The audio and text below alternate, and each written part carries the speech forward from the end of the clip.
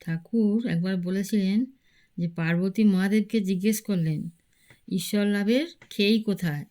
মহাদেব বললেন যে বিশ্বাসী এর খেই। যদি ঈশ্বরে বিশ্বাস থাকে, স্তব্ধীভূত অপ্রগলভ বিশ্বাস, তাহলে পাপই করুক আর মহাপাতকই করুক কিছুতেই ভয় নেই।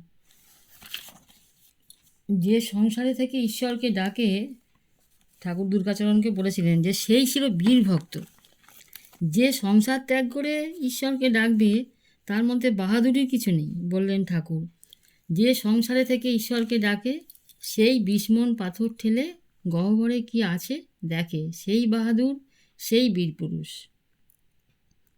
সংসারী লোকের এই বেলা বিশ্বাস তো এই বেলা সংশয়, এই বেলা আশা তো এই বেলা নৈষ্ফল্য, এই বেলা স্বীকার তো এই বেলা প্রত্যাখ্যান। অস্থি আর নাস্তির মধ্যে চলেছে অহরহ দ্বন্দ্ব। কত দুঃখে ক্লান্ত, কত অপমানে বিশীর্ণ, কত অবিশ্বাসে কলুষিত, কত তার বাধার কণ্ঠক্লেশ, কত তার বুদ্ধির বৈগুণ্য। ঠাকুর তখন একটা গল্প বললেন যে জানিস, এক সংসার চারিণী সেই পতিব্রতার গল্প। এক তপস্বী গিয়েছিল এক পতিব্রতার বাড়িতে ভিক্ষে করতে। গিয়েছিল অসময়ে। পতিব্রতার স্বামী তখন সেই ঘরে ফিরেছে। পতিব্রতা তার সেবায় ব্যস্ত। আগে জল দিয়ে নিজের হাতে পা ধুয়ে দেবে, তারপর সেই পা মাথার চুল দিয়ে পুছে দেবে, তারপর খেতে দেবে, খাওয়ার সময় আবার পাশে বসে হাওয়া করবে। একটু দাঁড়াতে হবে তপস্বী মশাই। তপস্বী মশাই তো রেগে টং, এত দূর স্পর্ধা, এক ডাকে ভিক্ষে দিচ্ছে না।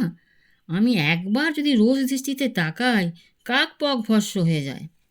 এ কি জানে না এই গৃহস্থ স্ত্রী?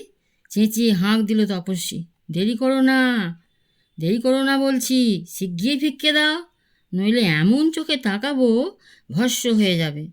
পতিব্রতা হাসল, বললে, আমাকে তোমার কাকি টাকি পাওনি, আমি পতিব্রতা। আমার আগে পতি পরে অতিথি, আমি সংসারবর্তিনী। তপস্বী রোষ ও পুরুষ চোখে তাকালো, কিচ্ছু হলো না। ঠাকুর তাই বলেছেন, ঈশ্বরকে যে ডাকে তাকে কেউ শত অভিশাপ দিলেও তার কিচ্ছু হবে না। বিশ্বাসই হচ্ছে ভক্তি।